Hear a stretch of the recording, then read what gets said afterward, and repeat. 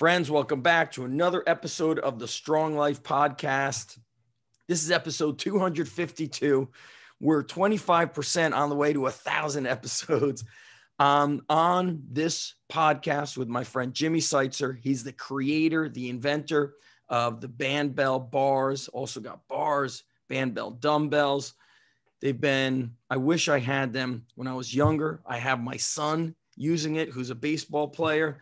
And Jimmy's got a great history of bodybuilding, and you were a gymnast and trained with Louie Simmons out of the garage. We're going to kick it off. I mean, you beat Lee Haney. All right. Let's just put it out there, Jim. Yeah, it was, I felt bad about it, young kid and whooping him like that, but what the hell, what can you do? That's right. Sometimes you got to show them how it's done. Yeah, he was like 13 and I was in my, 25, 26. So. Oh yeah. I think his first competition, he may have been something like 14. Yeah. That's the only reason it worked right there. That is funny. So Jim, it's great. It's great to have you. Been using your Bandbell bar for a couple of years now. And, I had heard about you actually before I even came across the Bandbell bars because I've read so many of Louie's articles, and he would talk about how bodybuilders would sometimes train with him to kind of get that thicker, denser look. And I grew up in the 80s and got into bodybuilding in the 90s. So he mentioned guys like Mike Francois, who I believe you helped. So I like to start these off with a little history lesson of how things started for our guest. So I don't know if you were born and raised in Ohio, but I know you had met Louie in the Ohio State. I guess like there was like a gym under the bleachers or something. So let's go back to your early days of training and bodybuilding and injuries and whatnot. Yeah. Well, I started out as a gymnast in grade school and did that through high school and got a scholarship to Ohio State for their gymnastics team and lettered 3 years there.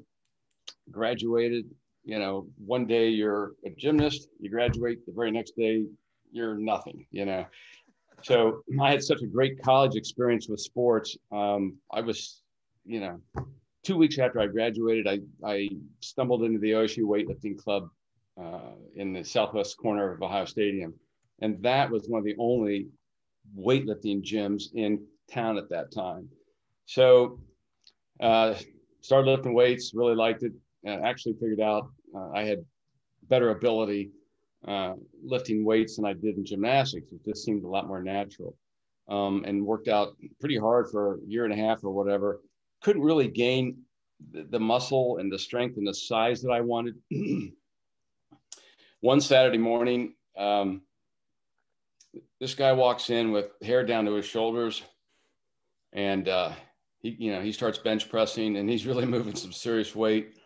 And we're just all kind of looking at him.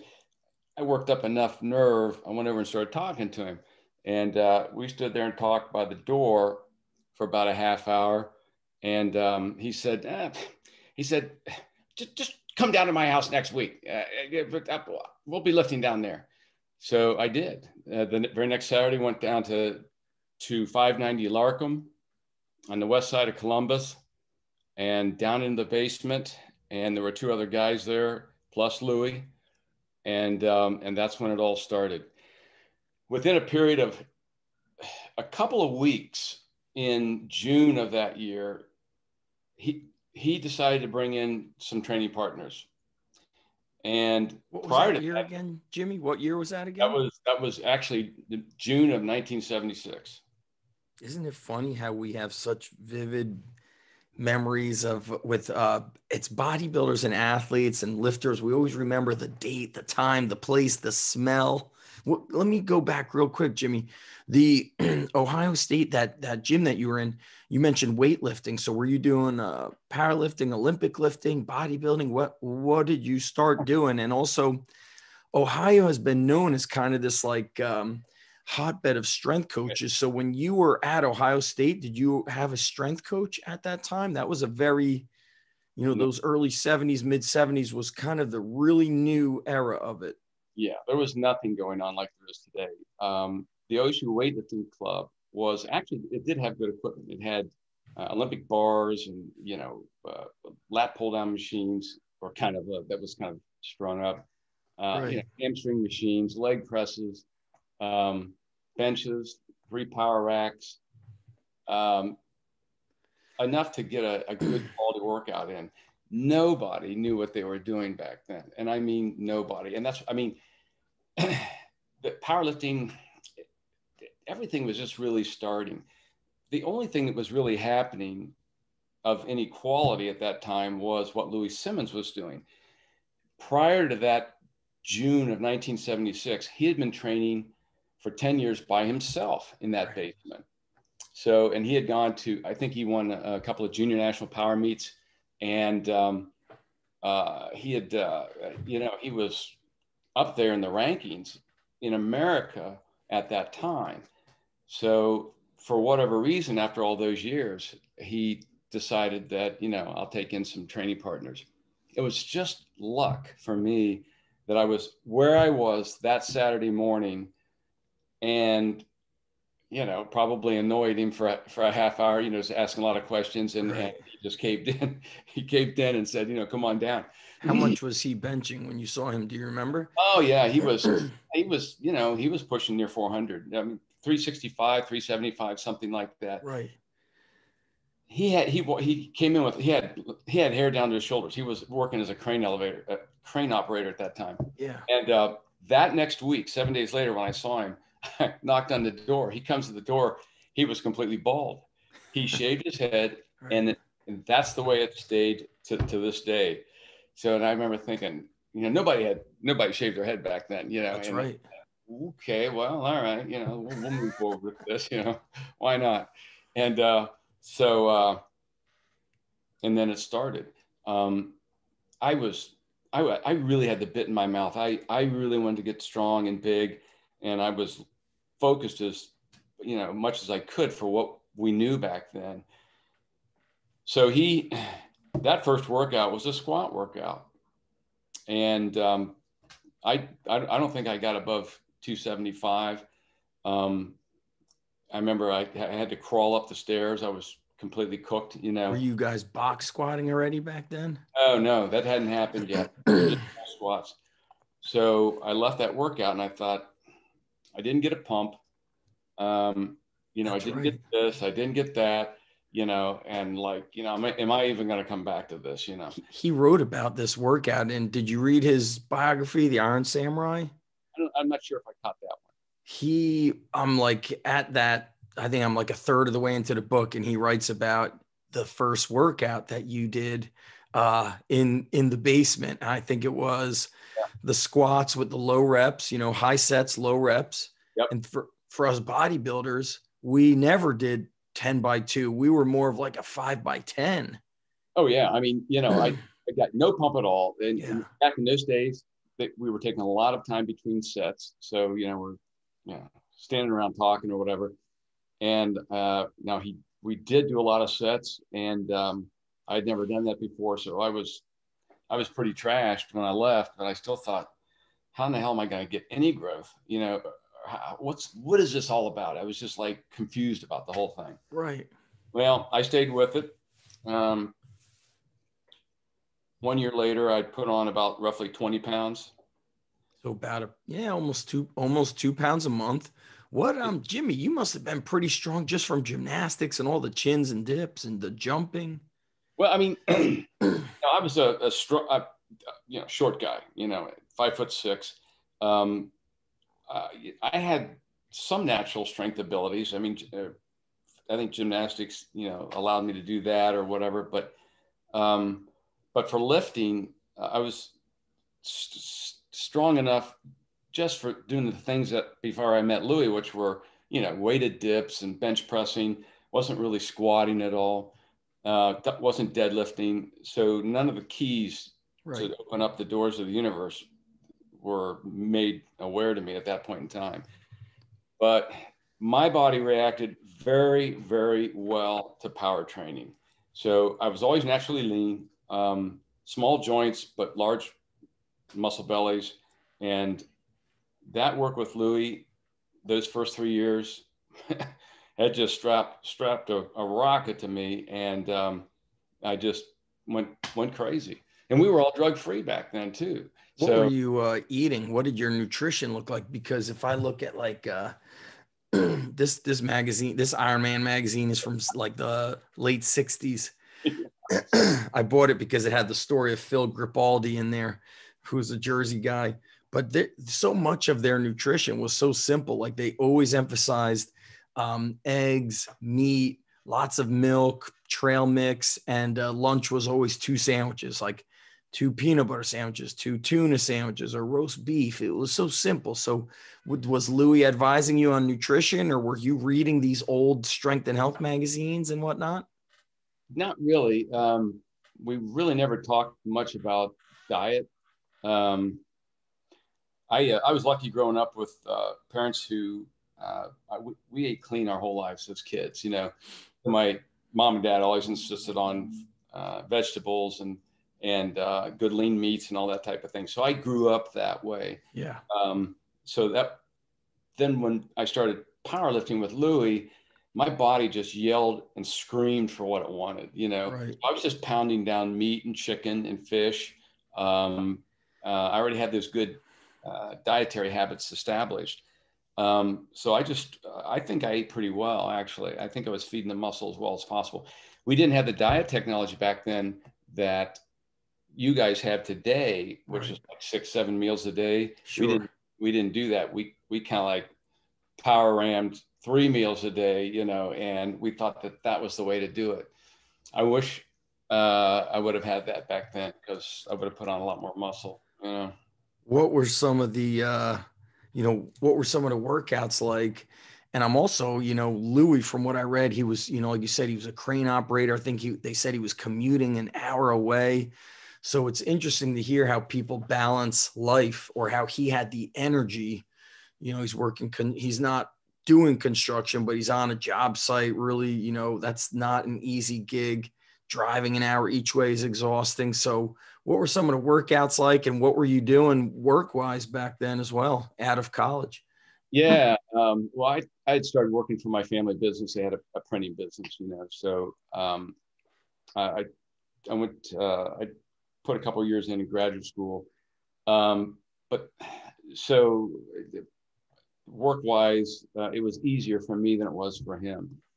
I can't tell you how many times we'd see him come in off the road. He was full of mud or dirt or whatever from working all day. I never could get over how he could generate so much energy for these workouts after working, a 9-10 hour day the way he was doing. But he did that for years. And then when he got out of the garage and went in some of the buildings on the west side, he quit doing all that work. But yeah, it was remarkable. It really was, Zach. He was quite an energy dynamo, Right. So how long did it take for you to get into your first bodybuilding show? And also, I never really heard of too many bodybuilders training with Louie. Out of all the stories I've read, I've heard of you.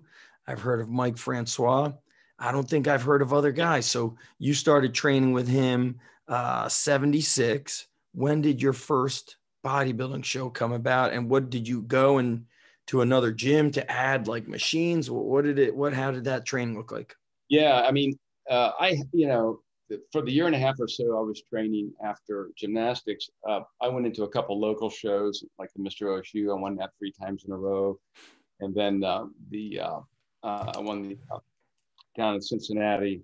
There was an amateur show, but I was always lean and had a lot of definition. But I mean, I just didn't have that size. Then as the size started coming on almost so fast that I almost didn't know what to do with myself, So in late 76, they had the Mr. Ohio down in Cincinnati. I decided to get into that just for the heck of it. Got like 5th or 6th place, something like that. And, but had my sights set on what I wanted to do. Kept growing pretty rapidly. and just won the South District, which is in Cincinnati. Went up and won the North District because I thought I'd better win the smaller state shows before go on to It was the same. So it was the Mr. Ohio, but in like Mr. Ohio South, Mr. Ohio North. Back then it was an AAU thing, and it was divided into districts, and they would district competitions, which is kind of like the southern part of the state bodybuilders. It was a show for them, and very different from what you have today. And then in February of 1977, I went up to Cleveland for the Mr. Ohio, and I was a lot bigger, and I went in pretty lean. What weight class? Probably came in at about 184, 185, something like that. You were in the middle of the light heavyweight class, which is like 176 and a quarter to 198. It has those weird things. Yeah. Yep. So I went up there, and the guy that was supposed to, one of the most popular bodybuilders in the state at that time, a guy by the name of Ron Gibson from Fremont, Ohio. And so the competition was in his backyard in a basketball type of setting, high school, type of thing. And they had the Mr. Ohio there, and they had just two height classes. They had a short and a tall. That's right. Yeah. So it was him and I that were finally facing off to each other. And like I say, it was in his backyard, and they gave me the win. the overall win? Overall win, which didn't go real well because of the crowd that was there. I mean, there was a lot of heavy booing going on, and I told my girlfriend, I said, I think maybe we should get out of here, while we still can. That's so funny. Oh, yeah. Did Louie go and watch bodybuilding? Louie never went to a single bodybuilding competition I ever competed in, but we had a tradition. Every time I won, I would call him collect. Mm-hmm. So, and I made a good number of collect phone calls to him, and he was always glad to hear about it. So he was extremely supportive. But, Louie, he doesn't want to get in his car and drive down to, 7-Eleven for milk. He just doesn't like to travel. So, but that was a lot of fun back in those days. A lot of fun. So 77, did Pumping Iron come out? Was it released? Yeah, that came out in 76 or something. What kind of influence did that have on you, being that you're powerlifting, which was very, if I look at the old muscular development magazines, Jim, or in that mid 70s, it was a blend. They did bodybuilding and powerlifting and weightlifting. They covered all three. Maybe Strength and Health did that. Maybe it was muscular development. I'll have to look, but it was interesting that all three were in one magazine. Yeah. Yeah. I mean, I didn't know of any other bodybuilders that were doing what I was doing, basically power bodybuilding, which is now accepted really, really well. Right. But nobody was really doing it. I was the only national level bodybuilder that had two elites in powerlifting. So, and that was kind of an oddball thing, that was not really, I think just people kind of. It's still extremely rare. I mean, you maybe know of a few of the guys that would powerlift, like Ronnie Coleman was doing it. And when I was getting into bodybuilding, this guy may have been like 10 years younger than you. His name was Nick Lavatola. He was a Jersey guy. He was a power lifter and a bodybuilder. And I would see his pictures on the walls of Diamond Jim. And like, even as a teenager, man, he was so thick. And I remember my nutritionist, he's no longer with us either. A lot of those guys passed away. But he would say, like, man, like Nick was like benching 315 for 10 reps on the incline as a teenager. Yeah. Crazy stuff like that. So let's get into some of the garage workouts, Jim. How often were you lifting? Were you doing the 4 days a week training? Yeah. And Fridays were always squat night. Mm-hmm. Saturdays were always off. Sunday was bench. Sunday morning bench press. Monday was deadlift. And Wednesday was kind of accessory work. So we were out in that garage. I mean, like for years, there were just the five of us. And who was the five of you? So you and Louie, of course. a guy by a 165 pounder by the name of Bill Whitaker, really strong kid, had like a 650 bench. Whoa. And he was just a super talented, gifted. He's a veterinary. He's a vet today over in Eastern Pennsylvania. Yeah, I think he moved to Jersey. I read in the book, him and his wife moved to New Jersey somewhere before becoming a vet. But yeah, Yeah, that's right. I remember 650 that. bench is crazy because back then, Jimmy. Did I say bench? I'm sorry, 650 squat. 650 squat. What, like back then still, what, like the gear was nothing, right? Oh yeah, I mean, sport gear. The squat suits were like it was nothing. I mean, Inzer hadn't really. There was nothing back then. It was kind of. They did have Larry Pacifico was making like these squat suits that were, you know, a tight wrestling singlet. Sure. And you know, you'd strap it up like that, you know, but nothing like what they have today. I mean, right. so. But I call those early years the technical years. Technical in a way. That's the best term I can come up with it. The technique years.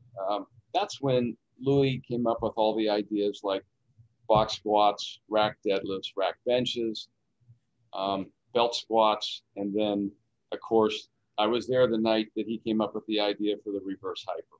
And the belt squat, I think I've seen the photos. What were you guys doing? Like using a weightlifting belt with a chain and standing on? He had. What? Yeah, he had these milk cartons, and he would put 2 milk cartons down on each side and put a 2x6, and then stack 45 or 100-pound plates, and we'd run a chain through it, and you know, we thought that was. We were busting his chops really good on that because we thought that was stupid. But the night he came up with the idea for the reverse hyper, he puts you know, these a 2x6 in the rack and puts the pins up high. He's holding onto the rack and he jumps up and he starts swinging his legs up. You know, oh God, what, you know, we're like laughing so hard we, you know, I almost fell over and thought this is the goofiest shit we ever saw in our lives. You know? Well, you know, 8 months later, I had like 60, 70 pounds on my squat, and deadlifts were going through the roof. And that's when we all decided, well, we'll just shut up and listen to what he's doing, you know. What did you guys, so I know he was injured so badly for a year before that. So when he was injured, did you guys still go and train in his basement, or then what happened when he was hurt? Yeah, he was hurt. And there was a short period of time where he wasn't actually training, but he was always there. So you guys would meet him in the basement and he would tell you what to do? We were in the basement for like about 3 months. And then I came over one Saturday and his wife, Doris, says, he's out in the garage. You know, I got sick of all this shit downstairs. So then it wasn't in the basement very long. And, and that was that, you know. So yeah, but he trained even when his back was injured. I'm telling you, there was very little that stopped him. And, you know, like I say, he came up with the reverse hypers. I just think he was just trying to find something that was going to help him, you know, in any way it could. And that wound up being, you know, one of the biggest discoveries of all. Right. You know. It's crazy how that thing is just, it's worldwide. And then you mentioned Doris. You know, Doris always used to answer the phone when I would call in the early 2000s. And so it was interesting in the Westside versus the World documentary. I spoke with Mike Fahey. I said, how come Doris was like, there was no stories of Doris in the documentary? From what I understood, she won the Mrs. Ohio bodybuilding show and then powerlifting. So how did she kind of weave into everything? Did she help with, I don't know, how did she train? Or? Yeah, she started getting involved in the 80s, early 80s with Mariah Liggett and Laura Dodd and some of the other, a group of girls got together, a group of women got together, and Doris jumped in with that, and she wound up being very, very good. She she had a couple of world records and did well in the nationals and the worlds. Um, they probably didn't put anything in the movie about it because there's just so much over all those years. I mean, it should be a Netflix series, really. It could have been a You series, have no doubt season about it. one, episode 20, season two, episode 30. That's probably what they should do because there was so much stuff. And I'm sure he had to decide somewhere, where to cut. It was, had asked Michael, and he was like, I can't remember if he said Louie didn't want her, to share, or she didn't want to get involved, but she was so much involved whenever I would call and order stuff. I ordered a lot of early days equipment. Like I've shared how I bought my first sled from them. It was shipped to my house with no box. It had a book of stamps taped to the sled in clear tape, Yeah. and then I ordered the grappler, which he basically put two landmines together, and he would tell me how he used to have Kevin Randleman, who was the UFC fighter, and he was a national champ for Ohio State. He would do all the landmine pressing. So share some of the workouts, that you guys were doing back then, because I have all those original Bill Peanuts West articles from Muscle Builder Power, and they're really cool because they're from the late 60s. They went from like 67 or 68 till 72, those articles.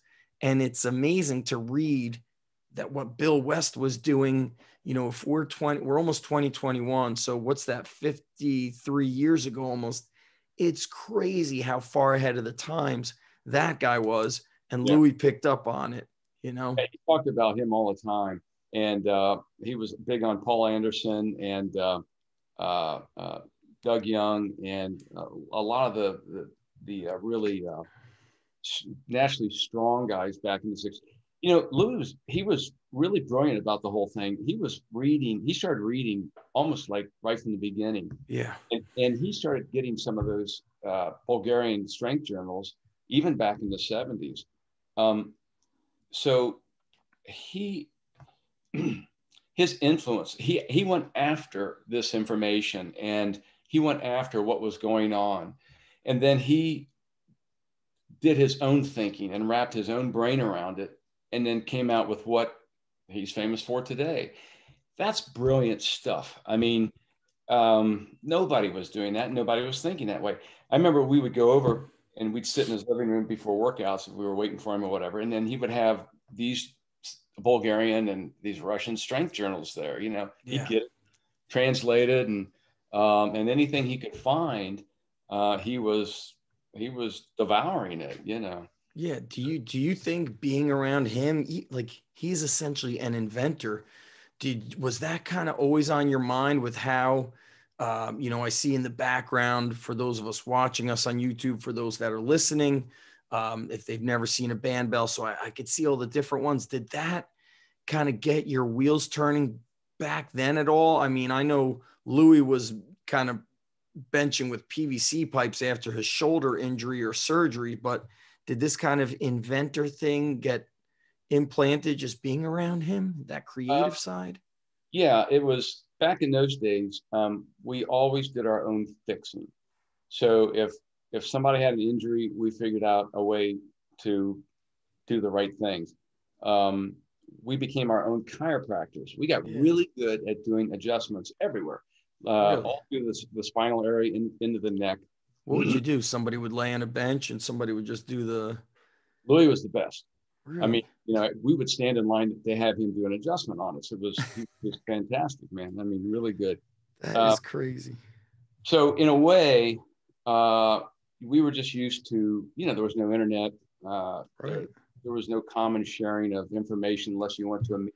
Everybody got along really well in both powerlifting and bodybuilding. It was a great fraternal feel. So there was an idea of, you do your own fixing type of thing. But I think that stuck with me in a way, although I had no idea all of this was going to lead to what I'm doing now. Right. I just didn't have any idea, except it did allow me to do my own fixing, which was the shoulder issues that I had, and putting bands on a non-steel bar, you know. Right. Did you, you know, going back to, let's say you started lifting in the 60s, my buddy Jim Steele always shares this like message that kind of his mentor shared. And he said, Jim, you got about 20 years of heavy lifting before the wheels fall off, before things start getting, you know, injuries start creeping up. And I started kind of looking at when I began lifting, when the first back tweak happened, when the first shoulder, you know, most of my injuries actually, they never happened in the weight room. They always happened while wrestling, you know? And so just interesting to kind of like make that delineation. So what were there common injuries that maybe you or the guys in that powerlifting group had in the 70s? What was things that were bothering you guys? Not other than Louie having the back issue. There were just little tweaks and you know, the minor tears. Right. No one that I ever remember had any kind of a major problem. No one blew a bicep off or a pec muscle. Isn't that weird? Like thinking about that, Jim, like back then, no protective gear, you know, guys benching over 400. I mean, certainly some of the freaks of today who are benching crazy numbers, but we just didn't hear of it. Even Pat Casey, who trained in the original Westside, you know, garage in Culver City, when he benched 600, he did it on this like little thing, this little bench that you could, that like a young child could move. You know, today our equipment is so big. I think what Louie was lifting on in his garage was a York isometric rack. Then he cut it and opened it up to make it wider. I think, or maybe that was Bill Peanuts West was doing that. Yeah, we just had standard kind of bench press benches, and back then, you know, he never, at that time, he had never cut or manufactured or even improvised on any kind of equipment that I can remember. But you know what was common back then, before they had the gears for benches were getting geared up for bench pressing.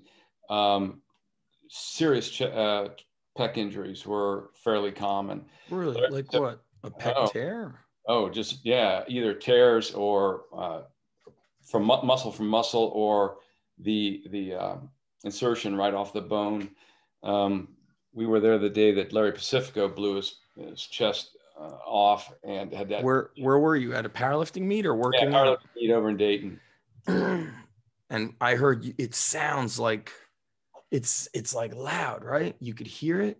Yeah, I don't remember hearing it, but I just remember what happened. And then when he tried to throw the bar back in the rack, he caught some of his fingers, and that was horrible. I mean, because he had like, you know, I don't know how much weight he had on the bar, 580 or whatever, but but pec tears were the most common injury back then. And you don't see that today because of all the geared stuff. So that's the good thing about it. Or the new equipment you have, you know, Donnie Thompson, who's so big, built the fat pad. What Sorenex did with those, you ever see their spotter arms? So if you're training alone, you don't have to like pull the bar out. So they've really innovated, you know. When I see these baseball, the pro baseball players lifting, I'm like, man, if I was inside the majors, they would all have Bandbell bars. Like they wouldn't be, you know, I'd let them bench, but with a Bandbell bar. Yeah. You know, I've seen, I think it was the Phillies on their Instagram. I was like, whoa, they're benching with a regular bar. And so my son's 12. And when he benches, I say, Ethan, could go with the Bandbell bar. You don't feel it like in the joint. So it's really interesting. So we kind of jumping around a little bit, Jim. Let me go back to those early, you know, workouts that put on all that size on you, because I want to see what I can kind of borrow and implement with our guys. When Louie started really digging into box squats at all these different levels and rack deadlifts at different levels. That's when we all got really strong, so he wasn't doing percentage training then. We just continued to test out this box and rack theory type of thing. And we were doing rack benches too at different levels, and those worked fantastic. All that stuff was important. That was kind of like the technique, like I said, like technique days, or just getting all the tools in your toolbox. And then that went on until when he left the garage and he got his first gym over on the west side, he came up with the percent training and a lot of the things that we're doing today. How big was that first spot? Was that like 800 something square foot? Well, that was on Demarest, but okay. The first gym he had, which was kind of like in a strip mall type of thing. Right. It was real long and narrow and not real big, but it was a lot bigger than the one on Demarest, which was like, that was just a little kind of like hole in the wall. This first one was where he kind of had a commercial gym in the front, powerlifters in the back. Was this west side of Columbus a bad area, Jimmy? Like a not so good area? Yeah, I think you could say that. It was a little bit of not an area that you would probably think of opening a business, but he didn't care.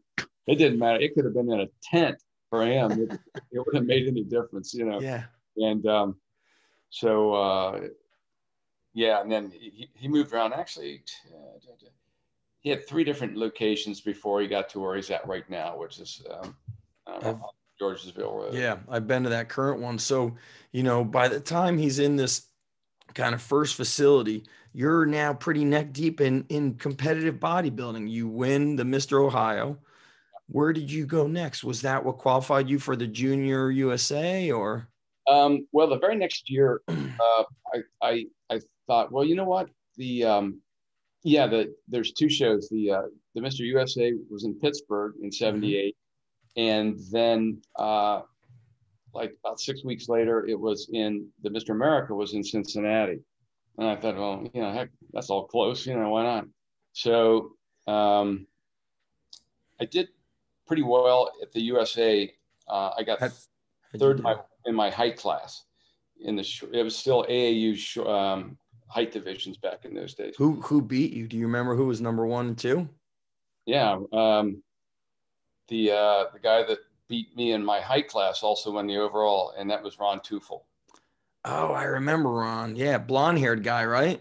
Yeah. Sure. I used to see him in a lot of like the Bob Kennedy, bodybuilding books. Bob Kennedy, Robert Kennedy had all those, leg books, abs, chest, and Ron had he was ripped, very ripped abs. Ron Teufel was just a major force and a very dynamic guy, very high strung. Where was he from? Was he Ohio too, or no? He was from Prospect Park, Pennsylvania. Okay. And so we wound up becoming pretty good friends.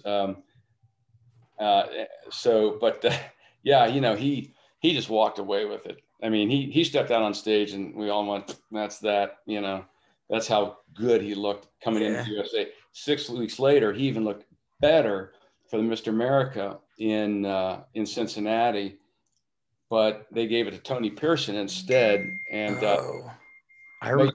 anybody that was there for that show knew that they should have, it was a political decision. Really? Tony was also very ripped.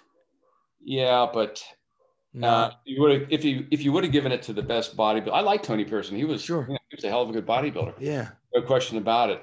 But I'm telling you, that day when Ron Teufel walked out on stage, he had a blinding, shredded peak, and it was just insane. I mean, and everybody's going like, wow, And Tony Pearson, he comes out, he looks all right, but he couldn't touch that moment, So. And how did you do in that competition? Oh, I don't know. I got maybe 5th or 6th, something like that. Okay. So. At that time, it's the 70s, Pumping Iron has been out. I think, Arnold, I don't know if he had been in any. No, I think Terminator came out in the 80s, but Rocky had been out.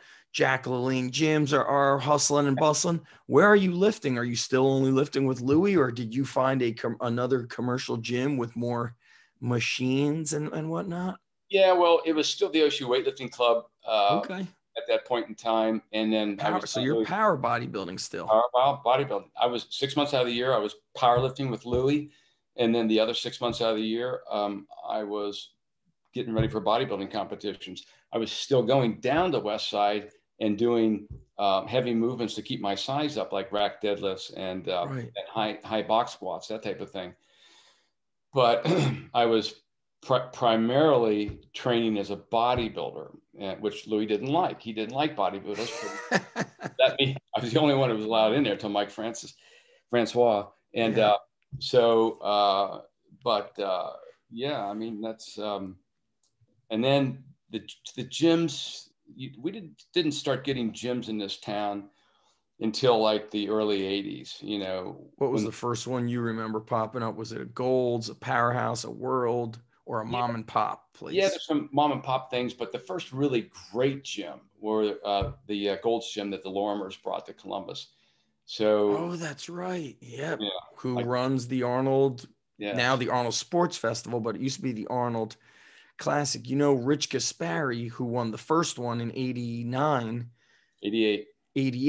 my bad, trained at the gym in my town, Dynamic Fitness, which was a mom and pop gym. This guy, Vinny, built it. It was big, like 7,000 square feet big, but it was, it was set up like a power bodybuilding gym. There were some cable machines, but the stacks were like 350 on everything. Nice. And he built pretty much everything. Maybe the machines he had purchased, but anything that broke, he went in the back, put up one of those portable curtains and would weld the dumbbells together.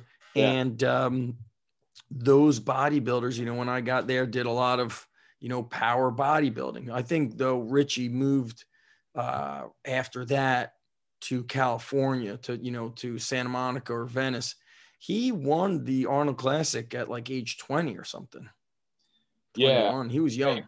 Very successful young guy, young bodybuilder. I mean, he's doing great today too.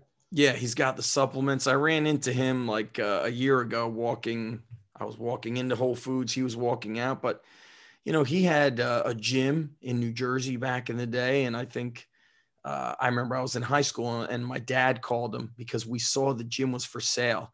I wanted to open a gym so bad, Jim. My dad would take me to gyms. I'd walk through, then I would like interview the guy working at the front desk. And I remember he told Richie, "Oh, my son trains at Diamond Gym." And Richie says, "Yeah, Diamond Gym would never survive in this town." And he was in Ocean, New Jersey, I think. And so he had leased all the equipment. Back then guys were leasing equipment. So when did you bodybuild until? When was the end for you? How did you know it was the end even? Yeah. I think the last show I did was in New York City. It was the USA. And it was, that was 82. And wow, the end of the golden era, essentially. Yeah. And so then where were you, Jim, in New York City? Were you at the Beacon Theater? Yeah, exactly. You were? Yeah. That's where they've been holding, they used to call it the Night of Champions. Now they call it the New York Pro. Yeah. That's amazing, Jim. Oh, yeah. And, that's great. Yeah, it was a great meet. Ernie Santiago was in there. And I'm trying to remember some of the other guys, Bob Jokowitz. These were top level short competitors back in those days these guys did really well. And we all had, it was a good group. I remember we went out after that and, I think I ate until I just threw it all up. It was ridiculous. What was your nutrition guidance leading up? Because I've come across these essentially these original keto diets from the late 60s. They just were like, you know, Vince Gironda was talking about steak and eggs. That's it. Like high protein, high fat, zero carbs, not even carbs on the weekend. So what did you, who kind of got you? Yeah, actually, the, the successful diets that I wound up having in the last several years, my training partner at that time had a intuitive sense for it. And so, you know, we were using, you know, a lot of protein, of course, and veggies. We used a lot of veggies back then. And the right amount of fats and carbohydrates. I still think to this day, the basic idea of what we were doing was good. We just weren't doing enough of it. So, you know, successful bodybuilder today, eating is a part-time job. Oh yeah. So we weren't eating that way, and it's you know, it was just and then it's a lot more scientific now. Sure. I start coming in the last 2 weeks before the meet. In peak week, it's a lot more. There's a lot more science and there's a lot more information on it. A lot of what we were doing, we were just gunslinging it, and we were just doing the best we could with how we thought it should work. Sometimes it worked really well. Yeah. And in 1979 in Pittsburgh, I won the Mideast Open. It was the kickoff to the Nationals. Jim Mannion had it back then, and everything. I was just on a roll. I was catching a great wave, you know, and I came into that show so ripped. It was just unreal. I couldn't even believe how I did it, and I wasn't really sure how I did it. But I walked out on stage, and that was it. It was all over. And I mean, there were 7 judges. I had 7 first place votes, and boom, it was done. 6 weeks after that, I tried to hold on to that peak. I did okay down in Memphis for the Junior USA, enough to win it overall. But I didn't have that insane grainy, you know, so super shredded look. I was fuller looking. I was cut, but I missed that ridiculous look. It's amazing. You know what happened to me? This is a funny story.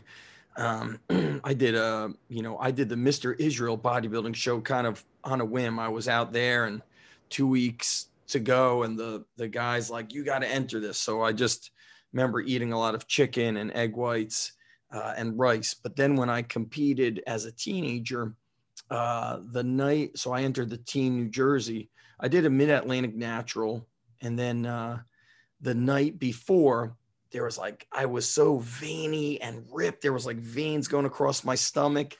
And I remember my dad said, do you want me to take pictures? I'm like, no, save it for tomorrow. Cause you know, back then it was like, you had to get the photos developed. It wasn't like this. Like I didn't want him to waste his film on the camera.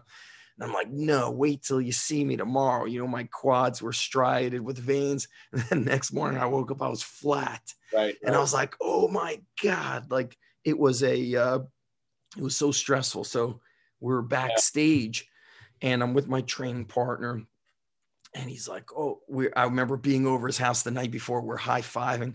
We're like, you're going to kill everybody. We're like, and then I woke up the next morning just flat. And I was like, no, I slept and it was like whatever the glycogen does.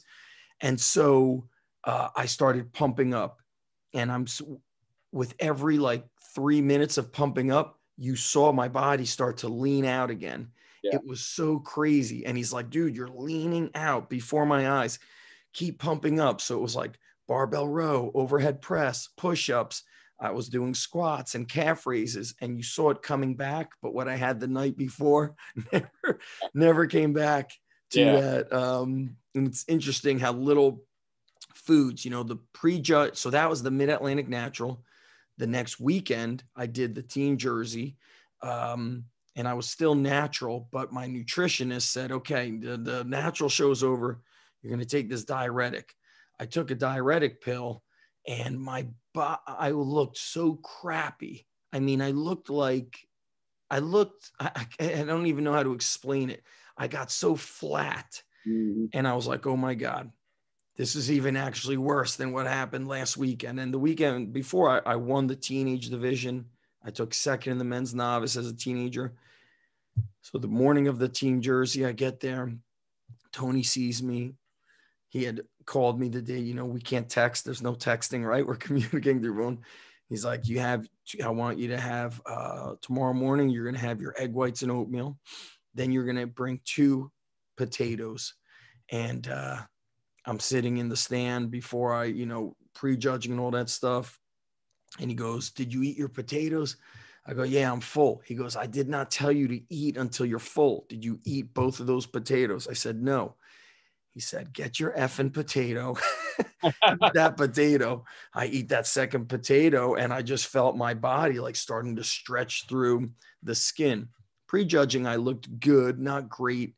The kid that beat me went on to win the team nationals, and he was on so much drugs. I just couldn't compete against him. I mean, he looked like a man.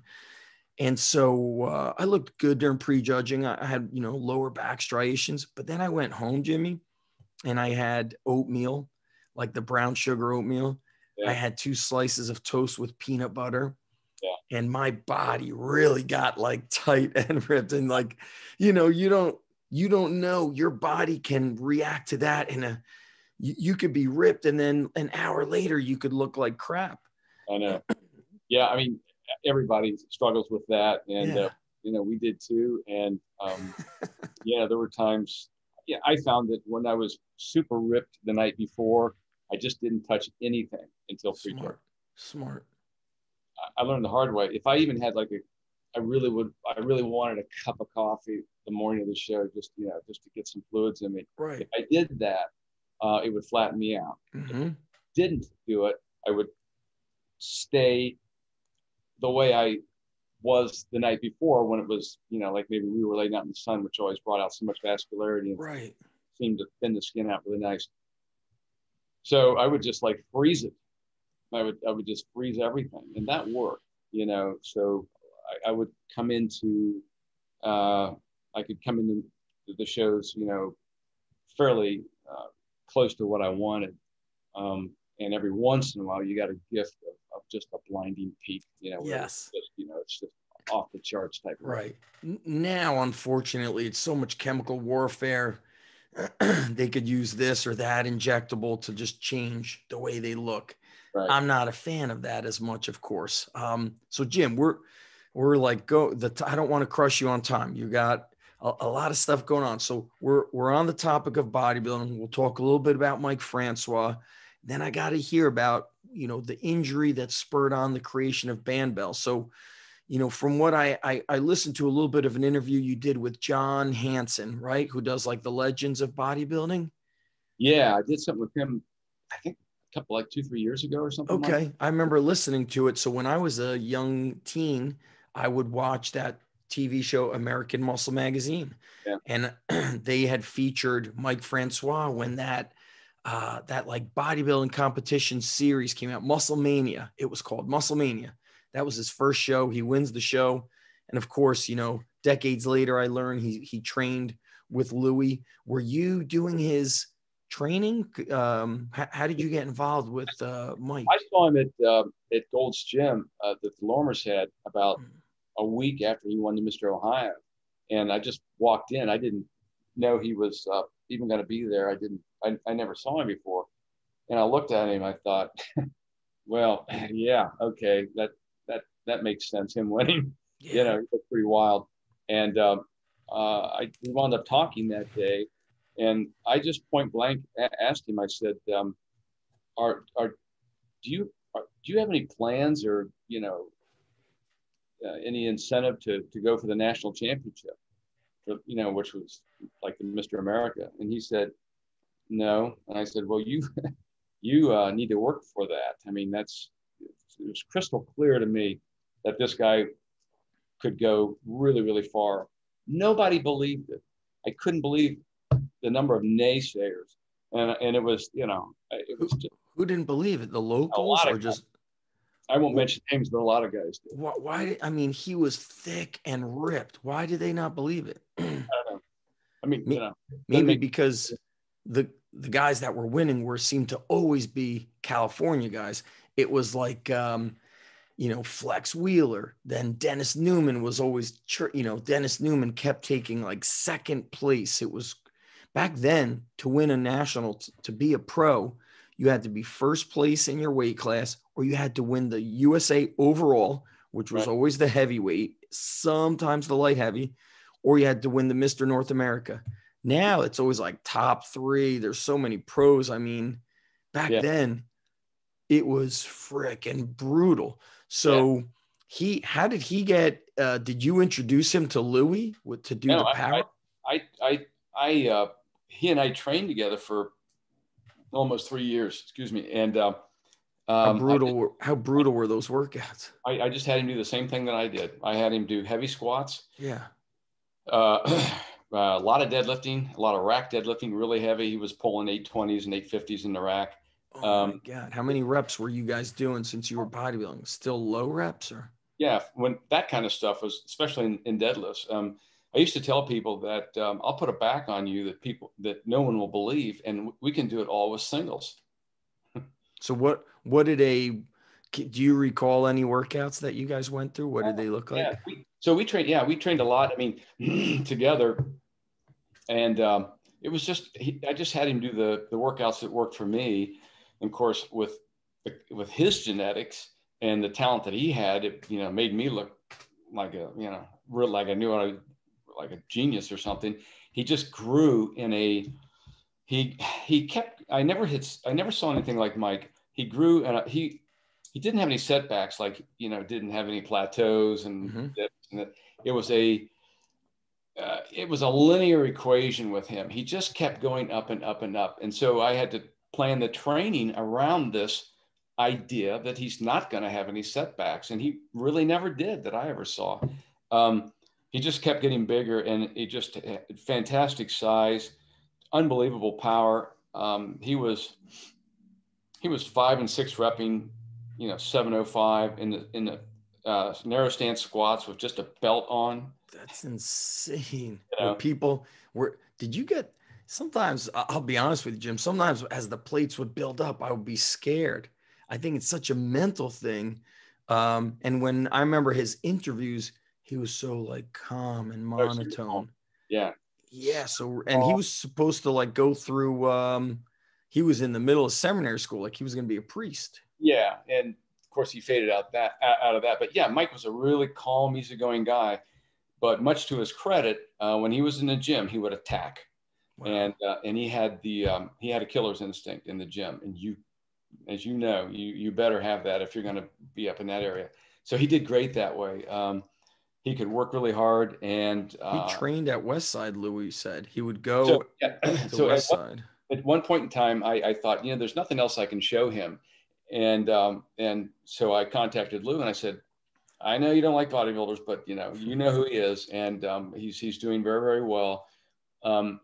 Please take him on board and work your magic with him. Get him doing things. And this is what, like 93, 91, 92, right? That was after. So he won the Mr. America out in Santa Monica Civic Auditorium. Yep. That was October 15th, 1993. Yeah. And he wins it in their own backyard, beat Chris Cormier, all of Flex Wheeler's boys and all that kind of stuff. That was like the Westside crew. That was sweet. Yes. Right? So when you walk into their backyard and they're that auditorium and thump them, yeah, you're doing something right. And if you see the videos of that, when he turns around and hits that double back shot. I will pull up videos for the, so for those listening, I'll post those videos onto the blog, like with the show notes of that. Yeah. Chris Cormier was also a heavy lifter, but he would like leg press heavy, not squat and power lift heavy. Power bodybuilding like Mike was. I mean, oh yeah. And so that, and then, so then after that, I think it was that following spring or summer. I'm not real sure, but he started going over, like, we got a green light for him to go over to Louie's. And did Louie not want him to go at first, or what? Oh no, I mean, with Louie, you always got to talk him into something anyhow. That's right. I don't want another bodybuilder here. Jesus, Uh-huh. you know, man, you know, this guy's really good. This is, you know, he's not a hack, you know. And so he was good about it. Louie was good about it and helped him. I can't remember how long Mike was there. Was Mike dragging sleds and doing that stuff, or was it more? None of that was going on in the 90s. None of that GPP stuff was really going on then. It was just, So it was more of the free weights. Yep. What about when you were in the garage or the basement, Jimmy? Were you guys using dumbbells much, or was it just the barbells? No dumbbells, no accessory training. So you would do rack pulls, and then what would you do if it was leg or back day, deadlift So we day? do lower back work. Like what? Good mornings? Well, we had like yeah, good. We did a lot of good mornings, and then of course, you know, when he came up with the reverse hyper for lower back, we were really big in the lower back. We did an exercise we called the wave good morning, and it's a unique way of doing a good morning that worked very, very well for us. And we would mix that up with reverse hypers, heavy reverse hypers, and then he had a pulley system that we could do pull throughs. So He built it. Is that, I'm assuming he built it? It was something that probably came out of a Bob Hoffman book back. Just thought, man. I mean, I still can see every bit of it, and I thought, geez. You know. What about when you were doing reverse hypers? The first one, you're talking about the one that he had welded together for him, or off of the wooden 2x6s? Reverse hyper, it was in the power rack. So he took a 2x6 and put the pins up high. Yeah. Put 2x6 and laid across against it, and then tied it down with belts and straps and things. Wraps. That's funny. And you jumped up and you reached and grabbed the far end of the power rack to hold on to. So when we started doing the first weighted reverse hypers, we took a carpenter's belt and we would strap 25-pound plates between our feet with that belt. And we'd get up to sometimes 5 and 6 25-pound plates. To this day, the best way to do reverse hypers is to do them freestyle like that, strapping the weight to your feet. Oh, the strap. Right. And then as opposed to the rollers. Right. I know that won't go down well with some people, but anyone who ever did it back then will tell you the exact same thing I'm telling you. However, it's impossible. I mean, Louie came up with the brilliant idea of the rollers and that type of thing because it still works really well. Don't get me wrong. And it's convenient, and anybody, you can run athletes through it using that system like that. It's a great thing. And he's got like five different machines with different patents and all that kind of thing. I had the first, I had like the home gym model one for my house. The first garage that I had, it was the roller. It's not like the Scout. That it was a pretty sturdy one, and we could do leg curls on it too. I sold it. I actually didn't use it that much, and now, you know, I'm older, smarter. Yeah. No, I mean, it's the Scout. I'd like to get one of those, but you can't even get them anymore. I'm not sure that they're anyhow. So, but we would strap freestanding weight to our between our feet and try it. If you're able to get the swing arm out of the way, and you can get yourself a carpenter's belt, which is nice and long, and then you can run it through there and cinch it up really, really good. And wrap some knee wraps around your ankles so the weight doesn't dig in and you know, so it's comfortable. You got to try that. Okay. I like it. Whole ball game. That is interesting. So Jim, let's fast forward. You know, I see the Bandbells in the back. You know, for you to create something like that, I don't know the history of did you have a shoulder injury? Yeah, I was very lucky. I considered myself, I just had a carefree, 34 years of training heavy. I didn't really have any major injuries at all, just little things here and there, but nothing that kept me out of the gym. When I was in my early 50s, I was still doing 740, 750, 760 box squats. Jeez. And heavy rack deadlifts and just you know, didn't know any better. I mean, just thought, everybody's doing this. But then I started having shoulder issues from squatting. The straight bar, you think? Is that why? Using a straight Well, bar? what I didn't know was that I was at the age where I was losing the elasticity in the shoulder joint and the torquing, all that torquing action. And we didn't use safety squat bars, or they were called buffalo bars back then, because we thought that, that they were stupid. It just didn't work, which was wrong. And so I was still just putting a bar on my back, and that torquing action wound up putting my shoulders into inflammation cycles, and it got really, really bad. So for about a year and 3 or 4 months, I was trying to get my shoulders fixed. I didn't know what it was. And it was bad. I mean, it was very, very painful. I couldn't even bench an empty bar. And I was just resigned to the fact that I was going to have to go to the hospital or get surgery. And then one day I was playing around with a broomstick, like a 7-foot oak broomstick, and put a 25-pound kettlebell on each side. And just before that, I tried to bench a 45-pound bar, and it was killing me. You put the kettlebell on with a band, or you just slid the kettlebell over the broomstick? No, I just put it on with a band. Yep. With a 41-inch mini band. And what inspired you to do that idea? Well, I was depressed. The empty bar benching that I had tried before, I just, it was a Sunday morning. I'll never forget it. And I thought, well, okay, I'll put this on, and then, I'll just take myself over to Riverside Hospital, because, this weight jumping around is going to just blow me up. And, but I laid down and I did 10 reps with that shaky broomstick with a 25 kettlebell on each side. And I knew the instant it was over that this was big, because I just did 10 reps with this weight with zero pain. Yeah. I wound up doing 5 or 6 more sets with zero pain. 6 weeks later, I was about 85% back. 2 months later, I was 100% back, doing anything I wanted, squatting again, benching. My shoulders were great. And that's all because the stabilizing muscles and the connective tissue in the shoulder joint was now strong to go along with the primary movers. And as you get older, you have to pay attention to that kind of stuff. Big time. Big time. It's also interesting with all this COVID stuff and gyms closing. You mentioned you were depressed. For even the younger teenagers out there who don't really know what it's like to exercise, basically what happened to you is you're not able to train, so you're not releasing endorphins.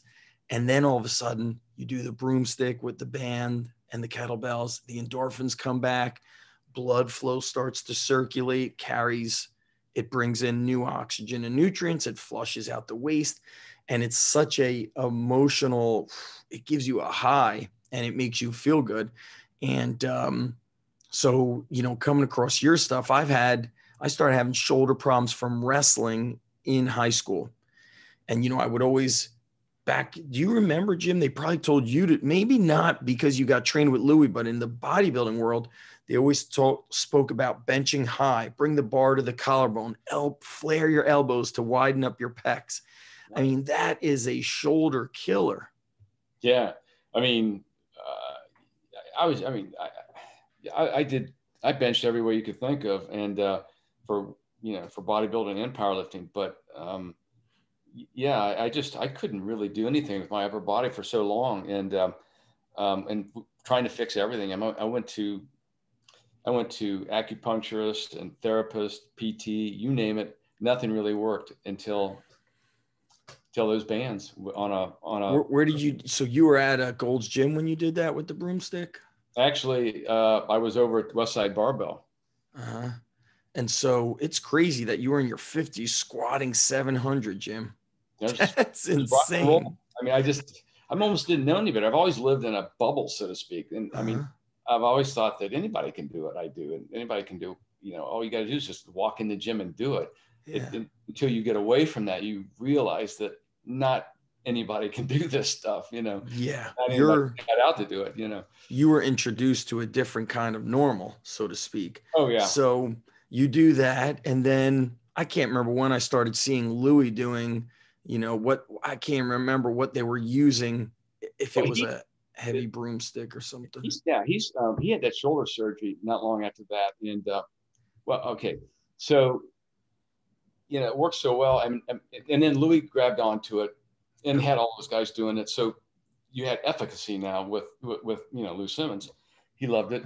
And I kept breaking broomsticks. And I thought, what if you got like a 60 or 70 pound kettlebell on each side, you're going to break a broomstick. And I had 2 or 3 of those break. And I thought, I got to figure something else out because I can't keep breaking this stuff. And so then I just went on, I just kept looking for things that would work, that would be stronger and would work. First thing I went to was like a hollow aluminum tubing, and that wound up not working. And then it was a series of different composite solid rods. And then it became 2 or 3 different prototypes to give me what Bandbell has today. Right. So that tube, that green tubing on the Earthquake bar, Emax bar, that's specially designed for strength and flexibility and conductivity. So it'll conduct that kinetic energy into the body better than anything, better than steel, better than a solid rod, better than all. Using free weight or like straight bar steel, it's like you feel it everywhere. So I use the Rhino Flex Bar, which is the plate loaded one, right, which doesn't have a whole lot of movement, but you feel it moving, but I don't have any joint. I did it yesterday. In the early days, I used to call it the shotgun effect. So when you're using the Earthquake bar, it's like the weight was dispersed in a shotgun pattern all over the whole area. Yeah. Whereas if you're using steel, I used to call it the ice pick effect. True. Boom, right into the joint.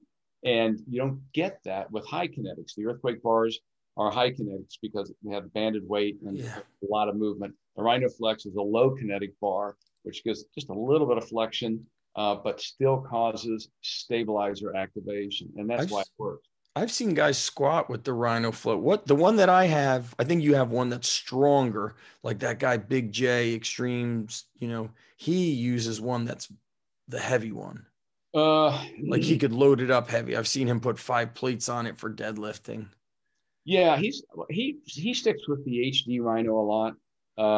The strongest one I had the white Rhino, and I got to bring that back now because I've got a lot of people that really want the white Rhino back again.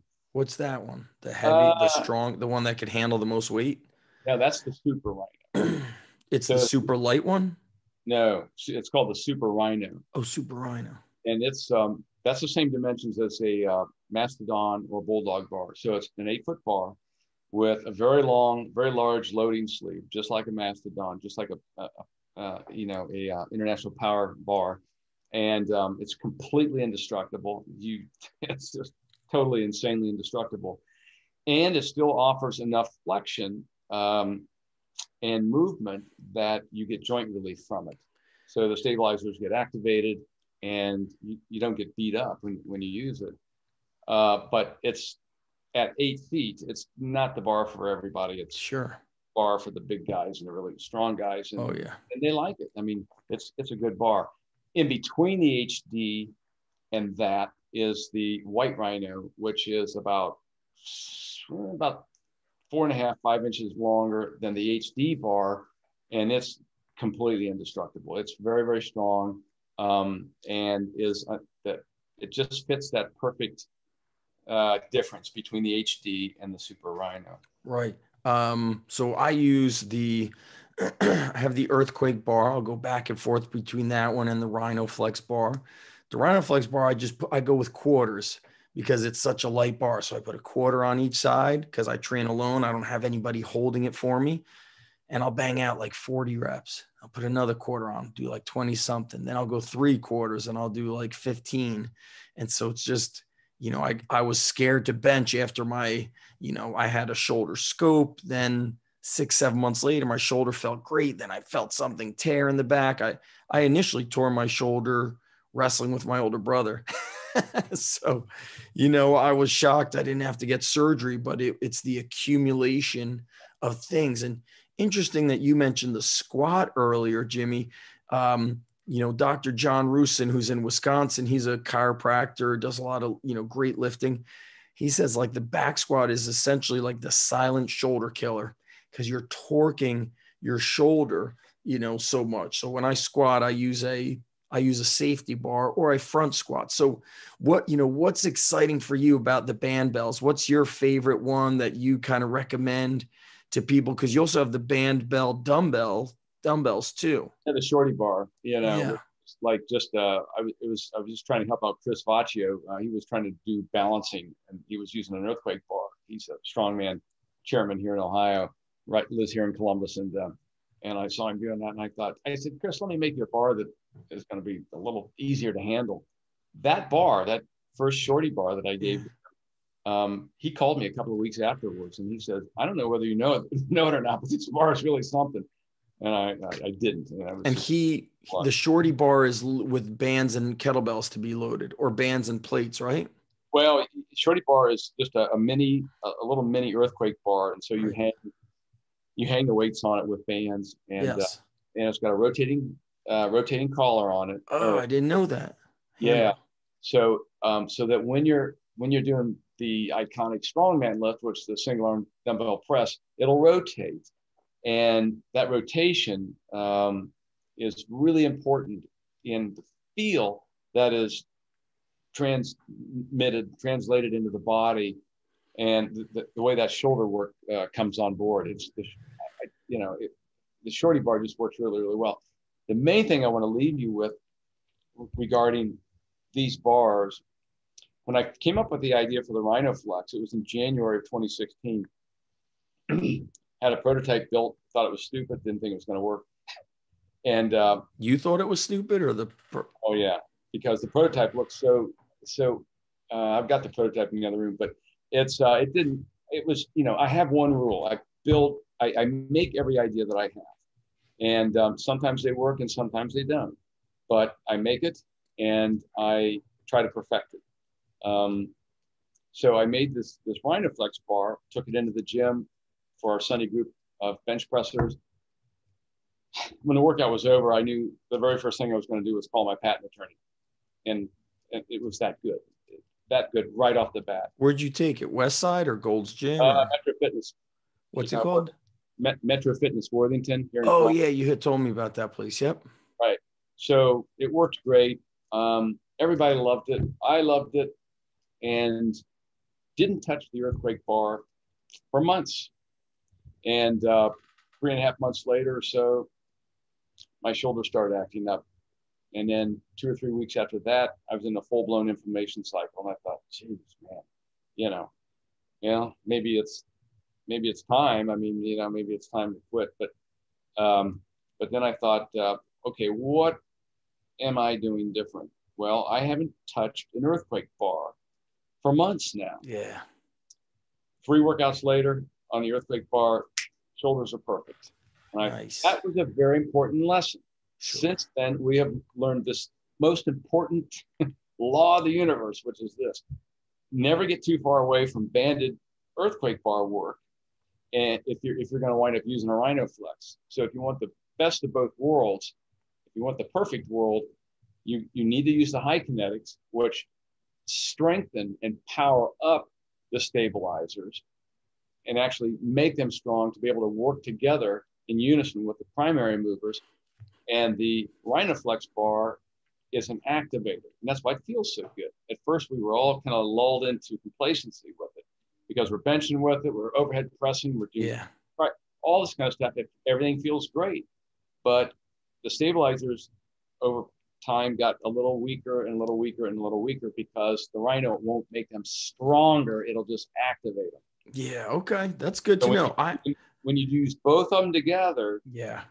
then you keep them strong. And then if you want to steel bar press with it or whatever you want to do, or use the Rhino, you've got stabilizers there. They're going to be, You're right. Because now I can press with a regular bar. Let's say I need to get a training session in at the high school I coach at. You know, we do have 2 Swiss bars there and straight bars, but I benched with a straight bar like 6 weeks ago.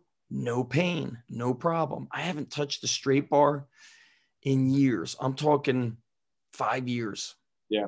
You know, and so I use probably the Rhino Flex a little more than the Earthquake, but now I just hearing you talk about it, I'm going to really carefully, you know, maybe step away a little more from the Rhino Flex and get more to the Earthquake bar, which gives you a great pump too. It teaches you how to bench, like your lats have to be active. So, you know, we have a lot of listeners, Jim, who are, you know, quote unquote older. They've been training for a while. So they're late 30s, there's 40s. We have guys in their 50s, 60s, even early 70s. What's just cool is you're giving people the ability to keep doing what they love. You know, I said it earlier, you were depressed when you were injured. I've been there before. As soon as you could get back to training and moving, you just feel like you're that kid again. I could do it again. How do people go through life without working out? I mean, how do you make it in life? How do you make it through a day? Never know. And you don't work out. Really? I can't wait to train today. I'm like, just talking with you, it's just gotten me really excited to train. So, you know, I'm a knucklehead. I'll when I do an intro to this, I'm going to mention, you know, bandbell.com. That's where they could order. That's where I order from. So let's say somebody like me, I've got the Rhino Flex, I've got the Earthquake bar. What would you recommend if I wanted to pick up a third bar from you? Actually, I mean, you know, I've deadlifted with the Rhino Flex. I do bent over row. I shrug with it. I curl with it. Everything. If you have a gym and you really want really want to have a great kinetic toolbox to choose from, you're going to want an Earthquake bar, a Rhino Flex. If it's a gym, you want the HD because it's sturdier. It's you know, it'll hold up better. What's the weight limit on that Rhino Flex HD? I put a 600-pound weight limit on that. So I think I have the lighter one. I don't know if it's a 300 or 400-pound weight limit on it. How much is it? 400. Yeah. Yesterday I benched, if I had 4 quarters, that's 200. I did 220 on it yesterday for like an easy 3. I also don't go crazy intense. You know, you're probably the same now. Like I do it. I always feel like I could do more. I think that's smarter as we get older. Don't kill it, right? Yeah. Don't kill it. For me, it is. Right. Okay. So Earthquake, a Rhino Flex, and then what? Rhino Flex. It depends on how big your gym is and what kind of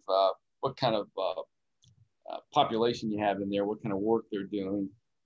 Stronger guys, you know. I do it for myself. We don't really have. I bring out the Rhino Flex. My younger athletes, like an Earthquake, I would do if it's a real quiet day in there. Sometimes it's too crazy, and like working with teenagers, they need a lot of like watching. So Rhino Flex, and what would you say the third would be, Jimmy? Shorty bars are kind of popular in a way for shoulder issues, but they're also great for bulletproofing the shoulder. If you do regular shorty bar work, your shoulders are going to be really they're going to be about as strong as they can be. I don't know what if you got a bunch of strong guys in there, you know, you might want to get a super Rhino, but basically an Earthquake bar and a Rhino Flex bar will work really well. Oh, yeah. And the other thing is the Rhino will also do double duty as an Earthquake bar. So you can hang you can hang bands from the Rhino, and it'll work as a high kinetic bar. And a lot of what we do is we'll warm up bench pressing. We'll put a pair of 25 or 35-pound kettlebells on each side with bands, hanging from bands. We'll warm up with that couple sets, 2-3 sets, and then we'll just start sliding plates onto it. So now you're plate in a Rhino, and you keep adding more and more weight, but you still have those kettlebells hanging Yes. on inside, real close to the stops, to the orange stops. And so you have a little bit of that kinetic work, high kinetic work going on. That's good. With that Rhino. And that stuff is great. We love done it. that. I recently did, I was hanging the kettlebells with the bands, and then I looped a band through it and put a chain through it to just even change it more. I was just feeling it. You're in the mood, you're trained, you've been working out, you've been working out for 50 years now. So it's like exciting to do something that's a little unique. Oh yeah. And chains from hanging from a band, or I've got those anchor loaders now, so we'll put the anchor loaders on either the Earthquake or Rhino, and That's what I'm chains from that. Anchor loaders. Chain work from a kinetic bar, from one of those kinetic bars, is fantastic. It really is. And that's what I'm gonna mess with next. The anchor loaders. We've got those like Rolling Thunder handles in my gym. Yeah. And so we do curls with them. We have like a what do you call it? A carabiner clipping chains. But when I saw somebody on Instagram, they had like a cable curl bar that you would attach to a cable machine. So the anchor loaders will be cool. This has been anchor loaders? What's that? You don't have anchors right now? No, I only saw it. I first started seeing it with the guy who does the belts, Steve Cardillo. Oh, yeah. I mean, he makes us really look quite normal. He's really, and what's great is him too, Jimmy. He's been around. I believe I recall Cardillo belts in the late 80s or early 90s, seeing guys wearing it. Mid 80s. They were the Rolls Royce of belts, and they still are. I mean, he still are. And I remember if somebody had a Cardillo belt, it's like, that's right. It was return or something, whatever, because they were expensive, but they were great. And Steve looks like he uses your bars almost exclusively, minus his water-filled things outside. Yeah, well, which is essentially very similar to kinetic training. Yeah, that it's water is shaking. Yeah, it's a good idea. I think right. You get more movement that way, and he's in his 50s, and he looks great. He looks great. He's still strong. He wants to treat his joints right and throw some TLC in on them, and so that's what it does. Even when you're younger, if I could change anything about my lifting career or all the years I did it, it would be having some high kinetic work thrown in there. So something like an Earthquake bar on a regular basis for shoulders, or hips, will extend your life in the gym. How would you use it for hips? You would just squat with the Rhino Flex Bar. Oh yeah. Yeah. I've got to thank the people who have been close with me through all this, and guys like Marcus Perry. He's here in Columbus, and what's his name? Marcus Perry. Marcus Perry. He's an IFBB pro bodybuilder. Oh yeah. I follow him. He uses he uses your stuff exclusively. Yeah, and he's done a lot of great work with it, and he knows these bars as well as anybody. And then out in the Boston area, Nate Hawkins and Bo Cormier. Bo is on my website on bandbell.com. We have a lab there, which is basically all cutting edge creative training programs using high and low kinetic bars. Bo's done a lot of great work the last 2.5 years, and he'll post these videos on the lab. So if you want to get some ideas about some of the videos weren't working, Jimmy. We got to ask him to check his YouTube. Did you check recently into that? I sent you a message a few days ago. Yeah, that's been fixed, I think. Oh, cool. Nice. I'll check it again, though. Cool. I'll check it out for sure. I'm going to link all of this, so people who are listening will definitely want to get a visual of this stuff. They're going to go to your website, bandbell.com, and I'll link everything up on my website too. Yeah. What do Nate and Bo do? Are those guys strength coaches? Well, Bo has done a lot of programming, strength programming the last 30 years with military and law enforcement. He's a very, very smart, creative guy. Okay. Really, really bright. And he's figured out a way to use both the Earthquake series and the Rhino series to get a lot stronger.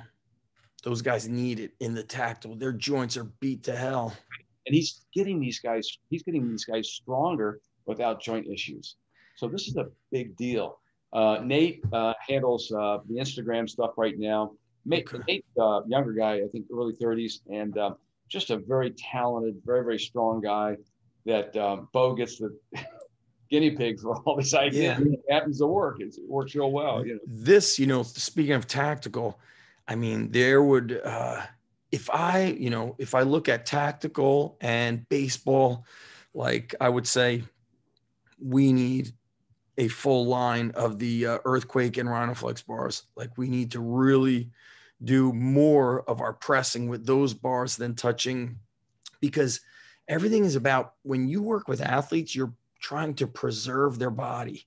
I've said this for a long time. I don't know when it really hit me, but I learned that it's not the best athlete who is winning a national title in wrestling or swimming or whatnot.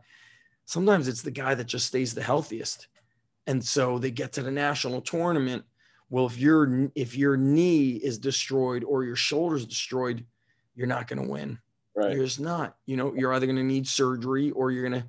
And so I don't see enough colleges using these bars. I'll put that out straight. Even, they train large groups, but they've got so much money. I mean, I'm looking at $10 million weight rooms. They need, every squat rack should have at least the Rhino Flex bar, at least.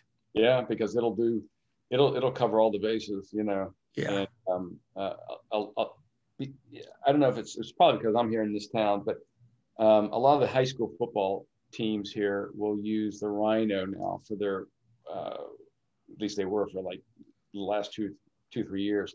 In Ohio? Yeah, in central Ohio area. And Mike Davies at Metro Fitness, he's a really smart guy, and he trains a lot of high school kids, and he uses that Rhino an awful lot, and really we were supposed to do a video together, but he really likes it a lot for high school athletes, which you would think, what do they need something like this for? I mean, they can handle steel anytime they want. Right. But he's smart about it, and he has them training with that bar a lot, and for all the good reasons that he's worked out with them. Yeah, it feels good. They love it. I have an older guy that, I'm not older. He's in, we don't train really too many adults at my one location, pretty much middle school, high school, college. He's 40 now, but he played hockey through his childhood, through college, still does the adult league, which is pretty crazy. And he's is he a black belt in jiu-jitsu? Maybe he's almost there. He's definitely a brown belt. And so when he benches, I pull out the Bandbell bars, and he lifts and then goes to jiu-jitsu. He uses the lifting to warm him up, so we get his joints warmed up. He feels good with that, and he's always like, man, this hurts, that hurts. And when he starts saying that, I put him on a Bandbell bar. Jim, can people pick up in person if they're in Ohio, or everything's from the website? Oh yeah, I mean, just send me an email, and I get that occasionally. Somebody will be in town. And are you in Columbus? That's where you're? I have a buddy grew up in Ohio. He's with the Falcons now, and his family is still in Ohio, so he's a big powerlifter, Westside influence. Jesse Ackerman, he's a awesome dude. So I'm going to tell him about it. I don't know if so you're in Columbus.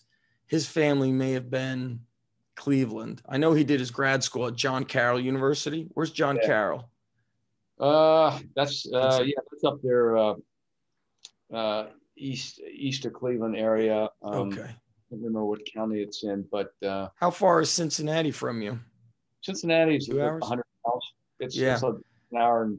There's a lot of pro teams in your area. You got the Browns, you got the Bengals. They all got it. They all got it. Yeah. The Browns are one of the first teams to come on board because of Louie.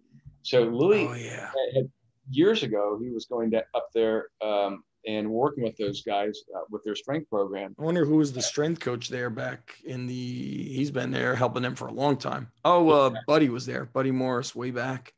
Right. But I wonder who was there in the 90s and all that when this was, but you didn't have, when did you come out with the first Bandbell bar? 2007. I can show wow. it. I'll show it to you. That's when I opened my first warehouse. This has been awesome, guys. That's right. I remember I remember the slice through the end. Right. This, I don't even know how it survived because I made like 3 of these. Yeah. And I put a number on them. I put 001, 002. I used to number all the Bandbell bars, all the earthquake bars until I got up to about 700. And it was just too much. Good for you, Jimmy. Yeah. This bar right here is the original first bar. Yep. And this is an oak dowel right here. And these are oak slots that I put into them. It's a relatively short bar. Right. But, you know, you can't get tons of weight on this, obviously. But let me tell you something. This bar still, this goofy little bar still, when you put like 25, 30, 35 pound, 40 pound kettlebells on each side, it is badass. I mean, this thing, it gets in there in the best way. And I'm thinking, man, maybe I should make this thing again, you know. Jim, you know what's so funny is my buddy John uses these. He played about 10 years in the NFL and he had to get his shoulder scoped. But before he had the shoulder scope, there's a video of him with his other 2 coaches lifting, and the guy's arms were shaking like crazy. He finally racks it. The guy's name was Bobby. He's like, "What happened, Bobby?" He's like, "That damn thing ate my soul." It was shaking so hard. You know, respect the bamboo, man. You know, because at the Arnold Classic, we'd have a a booth, you know, and these big guys would come in, and you only had we had like maybe 40 pound kettlebells on each side, and then like, I'm not gonna do that. Put some weight on that thing. Might want to give this a try. Well, those guys use all machines, you know. So they have very minimal to zero stability. A pair of 40 pound kettlebells. I've seen 260, 70 pound guys get literally thrown off the bench from a pair of 40 pound kettlebells on each side. And they're so, listen, they will come back for a second. Jimmy, if I were you, I wouldn't put a booth at the Arnold. Those people are that place is insane. And you know, you're getting all the crazies coming up to work your equipment.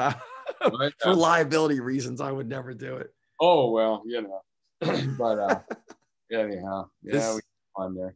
Jimmy, this has been great, my man. So for everybody listening, watching, go to bandbell.com. They also got Bandbell on Instagram where, you know, they're always putting out great content.